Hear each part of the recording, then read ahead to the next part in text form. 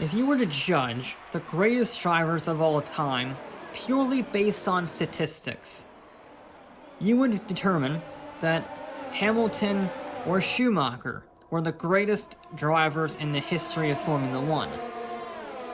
But statistics only tell half a story. What about those drivers that just got unlucky? What about the drivers that had the pace but never the vehicle? What about drivers who were calm and cool despite any obstacle? Drivers like the Iceman, Kimi Raikkonen. Absolutely not.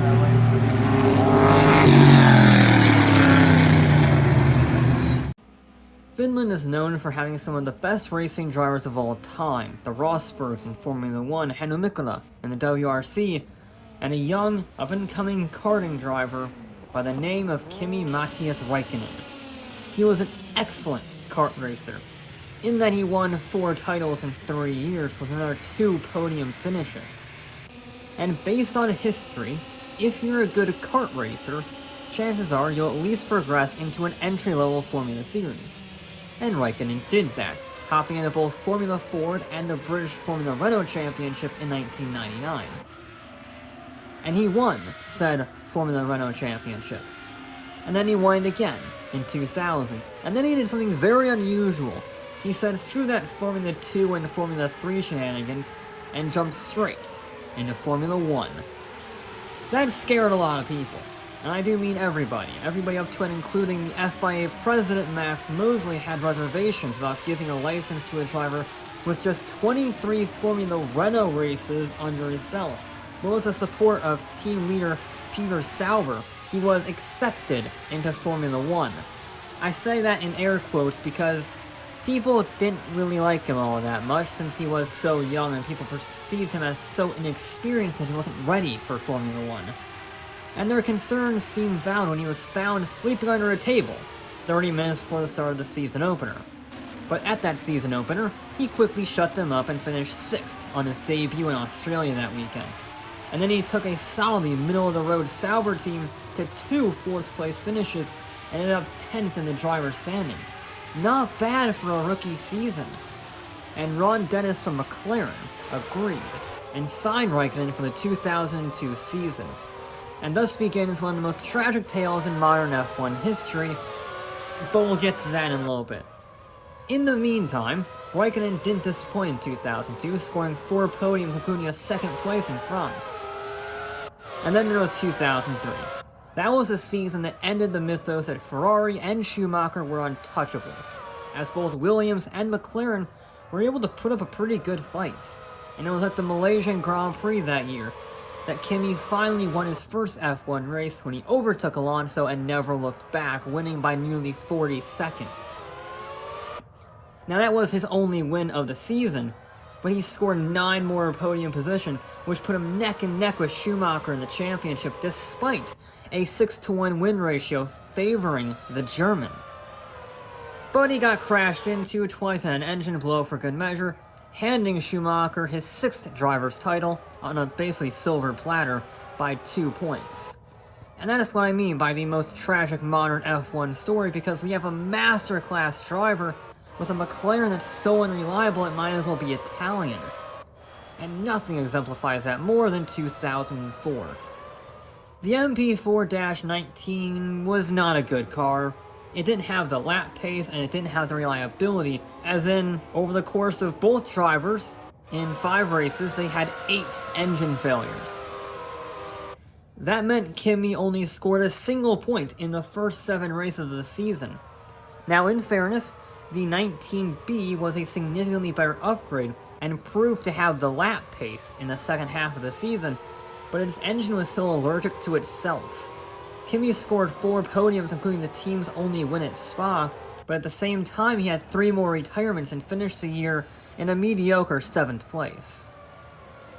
And the 2005 season started out just as poorly as before with tire temperature problems, but things soon picked up with 3 pole positions in a row and then a pair of wins at Spain and Monaco. And from then on out he engaged in a season-long struggle with Renault's Fernando Alonso. In fact, both of them got 7 wins apiece that season, but Alonso was consistent enough to take the crown by 20 points. That being said, 2005 also gave us perhaps Raikkonen's greatest ever drive, Suzuka. Both Kimi and Alonso actually had terrible qualifying sessions, starting 17th and 16th respectively. And that was a problem because the Constructors' title was still up for grabs. And Raikkonen's teammate Montoya did the decent thing to help out McLaren and decided the best choice of action was to drive into a wall. But Kimi was not giving up, as both Alonso and Raikkonen charged their way up through the field, but it was Kimi who had the racecraft and the strategy to go for a late charge on the leading Renault. And then on the last lap, Raikkonen went around the outside of Fisichella at turn 1 for the lead and took the win. It was an incredibly climactic finish to an epic race. The same cannot be said about the 2006 season, which was mediocre at best, with McLaren again not being a true contender and only scoring a few podium finishes. Therefore, Raikkonen's stint at McLaren was kind of poor. It wasn't that his driving was bad, I mean, it was rivaling Schumacher. But the car was so unreliable that it was pretty much hopeless. Luckily for Kimi, his talents were finally noticed by a team actually capable of mounting a real title fight, Ferrari. But it would not be a cakewalk. McLaren, typically, had a good car this year, and 2 new drivers. His former rival, Fernando Alonso, and a rookie, Lewis Hamilton. And the season opener in Australia showed immediately who the key players were, as Kimi won in front of Alonso, and then Hamilton in third. Then the order was flipped perfectly for the Malaysian Grand Prix, with Hamilton leading, then Alonso, then Kimi.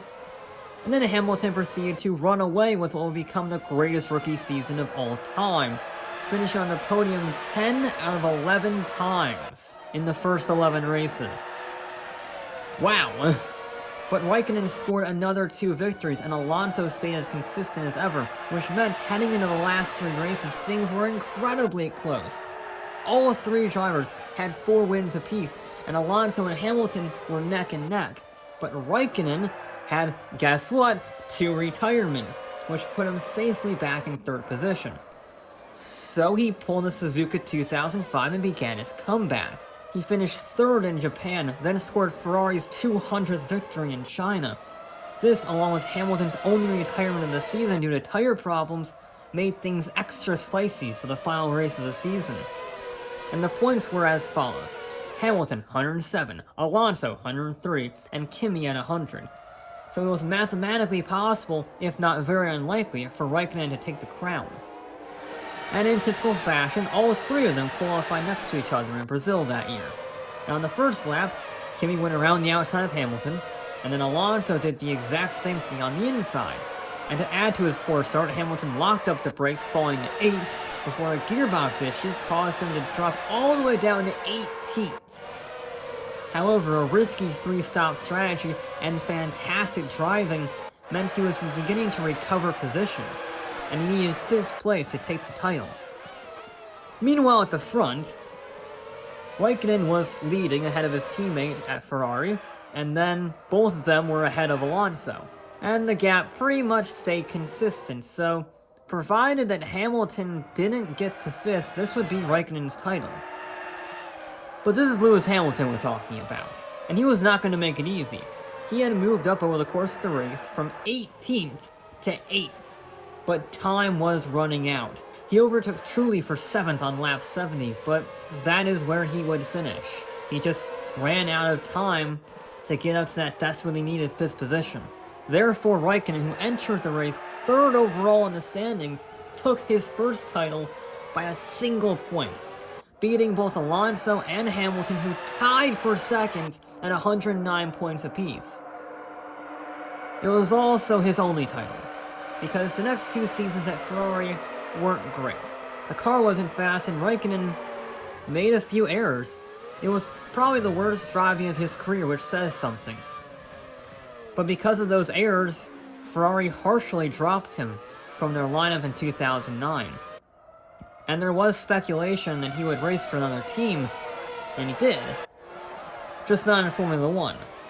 He raced for Citroen's junior team in the 2010 WRC season, where he actually showed some promise. And that's a big deal because remember, while sure he's a Formula 1 world champion, F1 is completely different to the WRC, and very little translates over from the tarmac circuit racing to the point-to-point sprints on gravel. He was actually the best rookie of the year, finishing 10th overall. I mean, he scored 5th at Rally Turkey, just 6.5 minutes off Sebastian Loeb.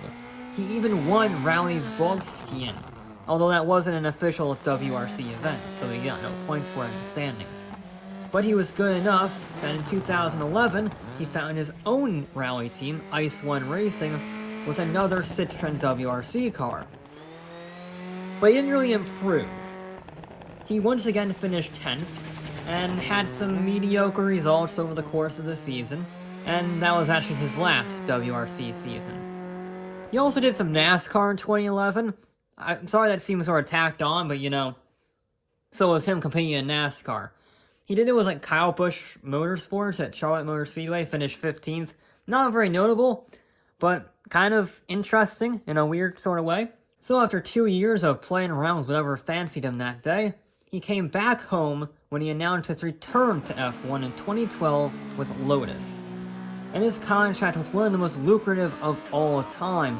Kimi was signed on with a clause that said he would get paid 50,000 euros for every point he scored over the season. And that shows one of two things. Either Lotus had no faith in their car, or they had no faith in Raikkonen.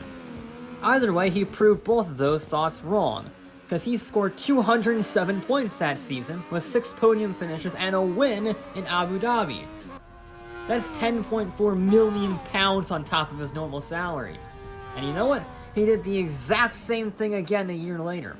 Despite a horribly uncompetitive car, he scored 7 podiums and Lotus F1's second and last F1 win in Australia. That earned him another 183 points and another 9.2 million euros. Well, Lotus didn't have that type of money, and for one reason or another that was never specified, Kimi did not take part in the last 2 races of the season. And then we learned why you never badmouth a former employer, because a team that harshly, again, kicked him to the curb in 2009, Ferrari, offered him another chance. Normally, drivers don't get invited back to Ferrari, because they usually badmouth Ferrari after they kicked them off the team. Look at Alain Prost, for example. But Raikkonen never said anything negative about Ferrari once they kicked him off. He just sort of said, okay, I'm gonna do some rallying over there.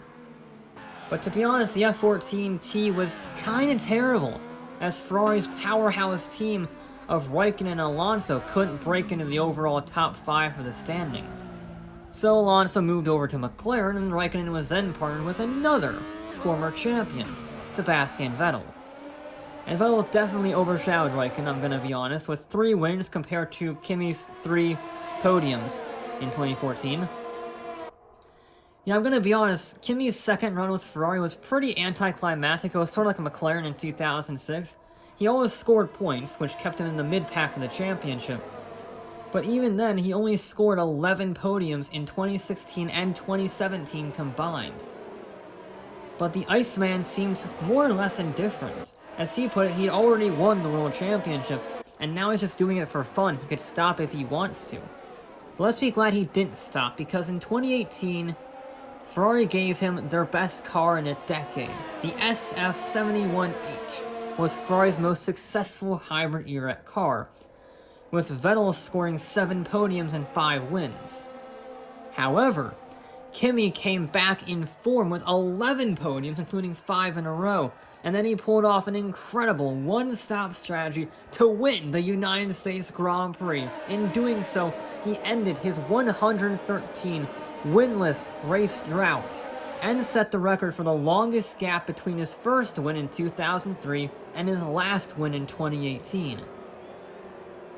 And Austin would actually be his final race win, as he decided to move to Sauber, the team that he started with for his final F1 seasons. Sauber, now Alfa Romeo, was pretty terrible, to be honest. The only cars they could race against were Williams and Haas. And yet, Kimi could still make it work, including an incredible 4th place finish in Brazil. and Raikkonen continued to outperform the car in 2020 when he was the best Ferrari-powered car on the grid 4 times. And yes, that does include Ferrari themselves, they did not have a good car that year. For the 2021 season, he again scored points 4 times, which is impressive given the caliber of vehicle that he had. But his final season came to an anticlimactic end when he retired with brake failure in the final race of the season at Abu Dhabi. And with that, Raikkonen's Formula 1 career was well and truly over for realsies this time. A lot of people, certainly new fans, remember Kimi for his disdain for interviews and his ability to instill fear in every race engineer he worked with. Which is a shame because he's a world champion who did things no driver ever has. He raced for 18 years in Formula 1, starting 349 Grand Prix, an all-time record by the way. He also tied Schumacher for the most pole positions in a season, twice. And, this is a unique one that most people don't pick up on, he is the only driver who went wheel to wheel with peak Schumacher, peak Alonso, peak Vettel, and peak Hamilton, and won. If the McLarens just worked more than half the time, he would probably be regarded as a 3, maybe 4-time world champion. But he was just too unlucky. Maybe he is destined to forever be remembered for the Iceman who falls asleep at races, relaxes in his Monaco yacht, and who was pathologically blunt during interviews. Don't get me wrong, there are hilarious moments that speak volumes about his character. But I, for one, prefer to remember the Iceman who charges through a cloud of smoke flat out at Spa, the Iceman who goes around the outside of Turn 1 at Suzuka, the Iceman who knows what he's doing. Either way, we should all salute Kimi Raikkonen and finally leave him alone.